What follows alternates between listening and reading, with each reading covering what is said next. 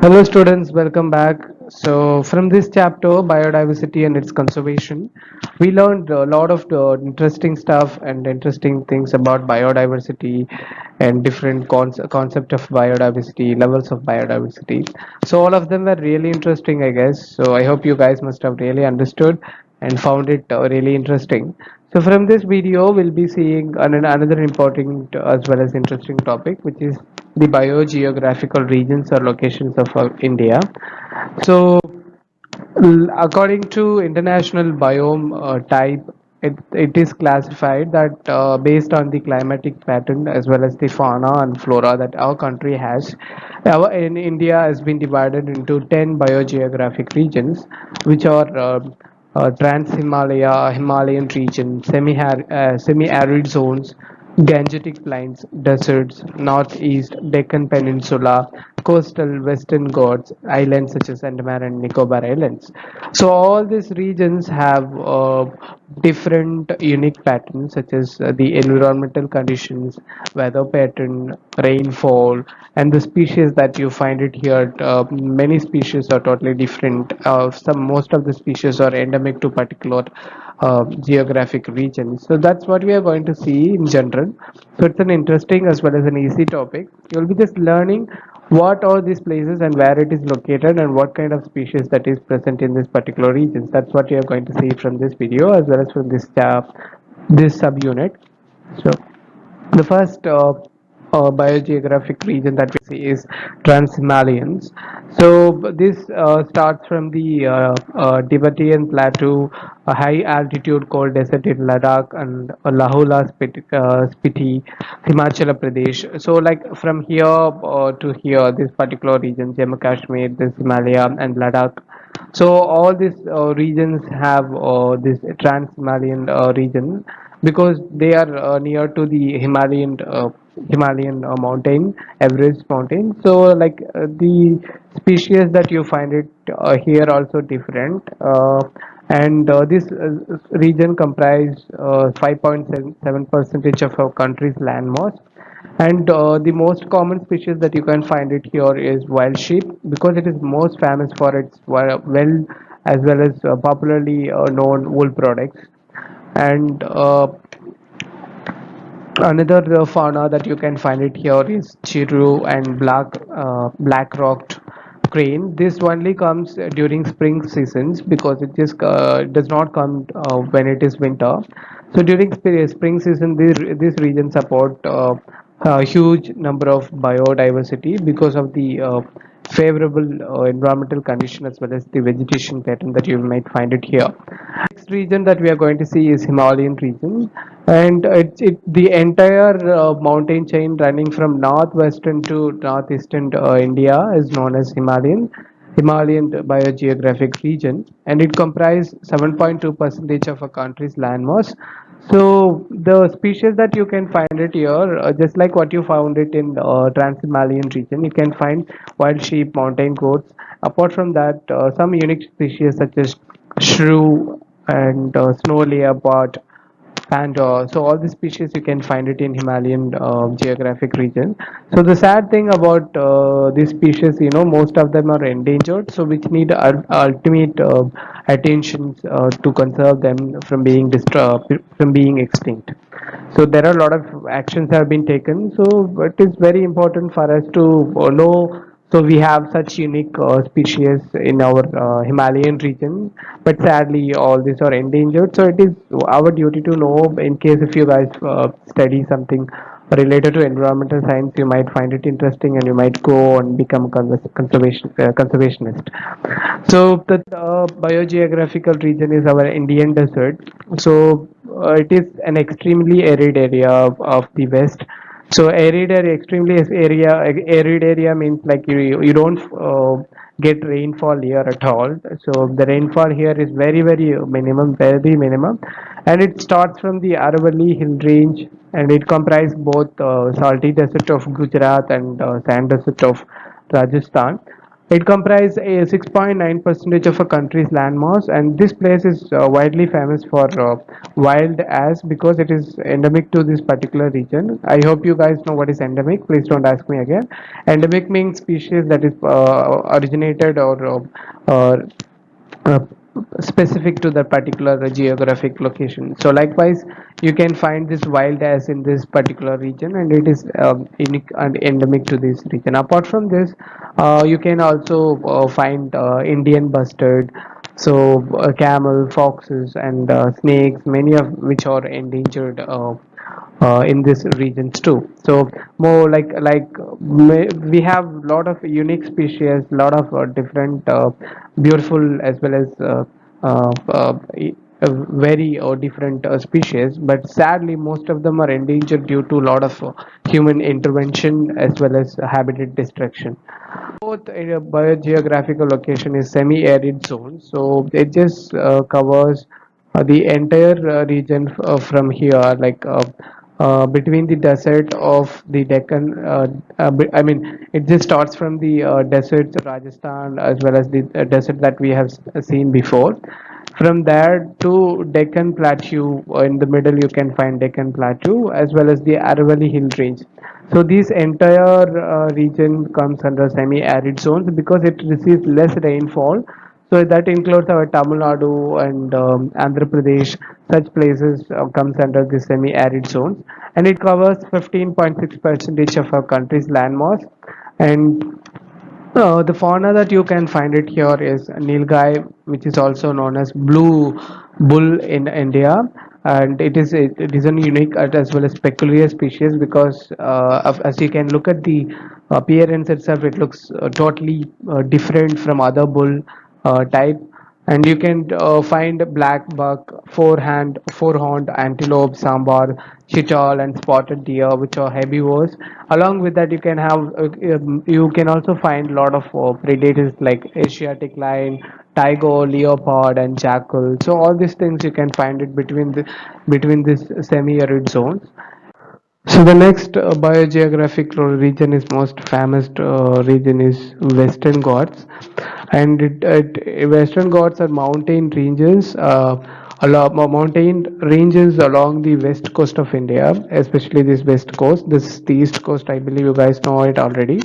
So it just extends from the southernmost part of the India till Gujarat. So the distance it covers is around 1,500 kilometers, and it comprises a lot of biodiversity, lot of vegetation. It is also known as one of the best biodiversity hotspot region of India.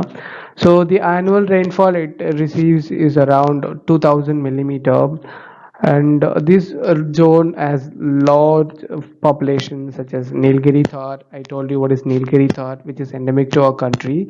It is endemic to this particular region or country, as well as it is also known as state animal of Tamil Nadu. You have Nilgiri Langur, and tiger, leopard, Indian elephant, the grizzled squirrel, and lion-tailed macaque. So all these species are like endemic to these regions. Only you can find them only at Western Ghats. So which is very unique to Western Ghat regions.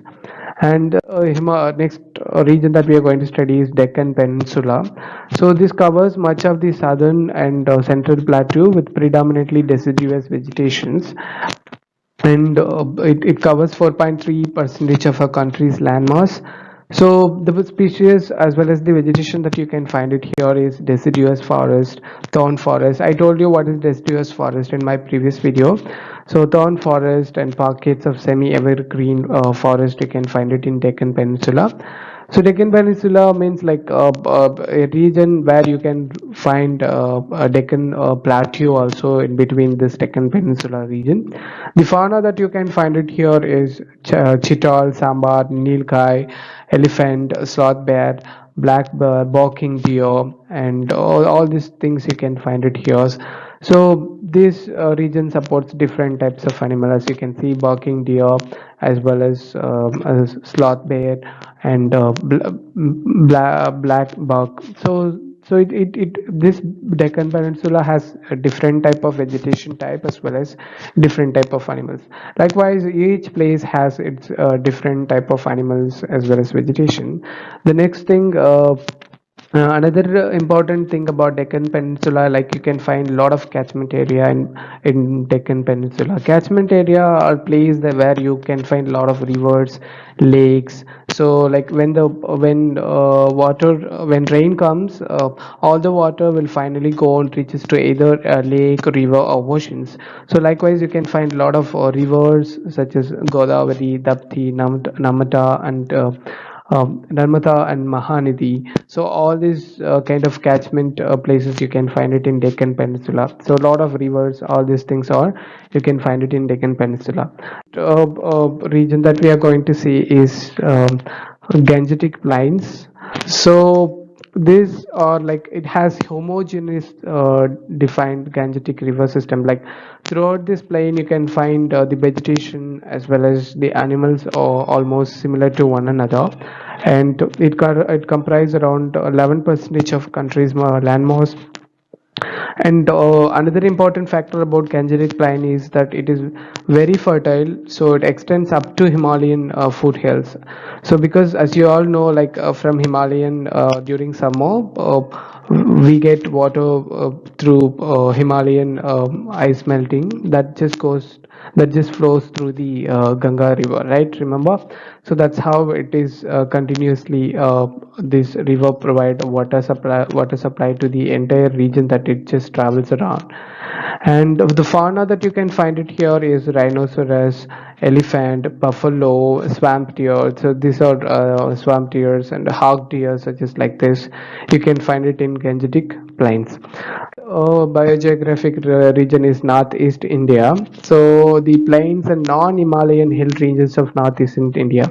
So this region, right, particularly this region, the corner of the east coast of India. So all these regions, Sikkim, Arunachal Pradesh, Assam, Meghalaya, Manipur, all these are Northeast India.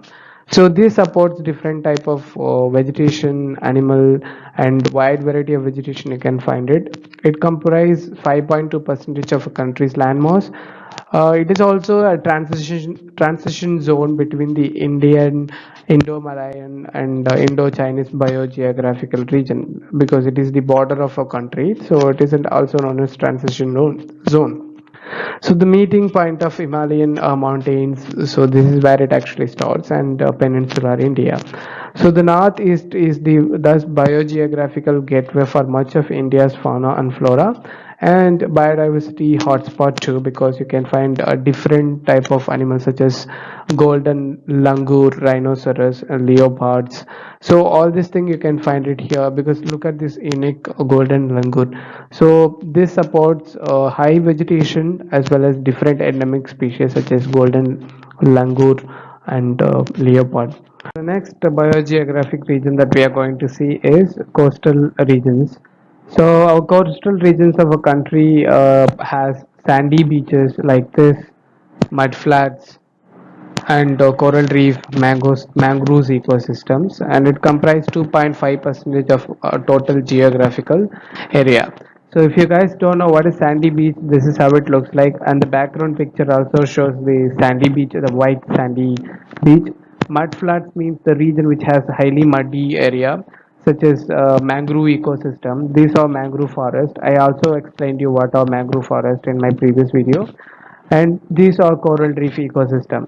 And if you look at our coastal regions of India, so the entire west coast as well as the east coast, for example, if I have to say the states name, Tamil Nadu, Andhra Pradesh, Orissa, West Bengal from east coast, and Kerala, Karnataka, Goa, Maharashtra, Gujarat, and Mumbai from west coast, all are known as coastal regions, and each regions have their unique biogeographic biodiversity. For example, different type of species you can find it in Tamil Nadu coastal waters. Likewise in west coast, you these west coast has been identified as highly rich in nutrients, so it supports high biodiversity than east coast.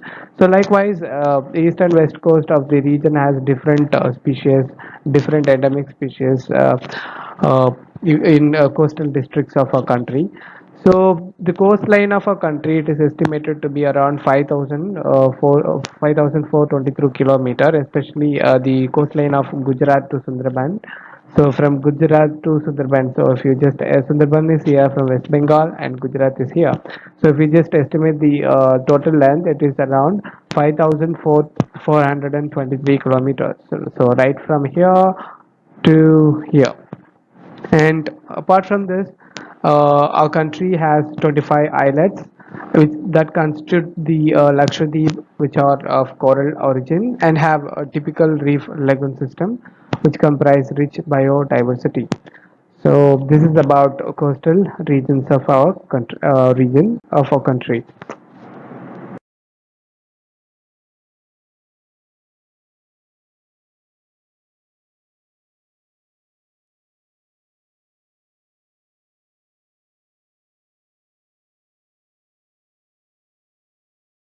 So the last biogeographical region that we are going to see is Andaman and Nicobar Island. It is situated in Bay of Bengal, and it is recognized as highly diverse set of biomes, and it constitutes around 0.3% of total geographical area. It also has India's finest evergreen forest. For example, if you look at this island, this has been taken from the web, and it is one of the islands that belongs to Andaman and Nicobar Islands, and it has rich vegetation type and finest of evergreen forest also, and it supports wide variety of diversity of corals. So like this, like you can find it here, this vegetation. Likewise, on the sides of the island, this sides of the island has the coral reef because they only grow abundantly in the crystal clear water. So where this particular shallow region which has coral reef supports abundant number of species such as fishes, sea slug, sea urchins, starfish, and so many other things. And it provides a habitat for many other species. Likewise, have breeding ground, mating ground, and so many other important factor is contributed by this coral reef ecosystem. And another fauna that you can easily find very unique to this place is Narcondam hornbill is from Andaman, which is endemic to this region, and South Andaman krait, which is endemic to South Andaman krait region. So South Andaman region. This South Andaman krait also you can find also been observed from the oceans. Like there are some other species that survive in the oceans. This kraits, Indian sea kraits. So there are a lot of sea kraits. This one is Indian sea kraits, and this one is from land terrestrial environment. So this is about biogeographical regions of India. So I hope you guys had fun on learning about different geographic locations as well as different endemic species that each biogeographic location of our country has. So I'll see you guys in another video of this from this same chapter. Take care, guys.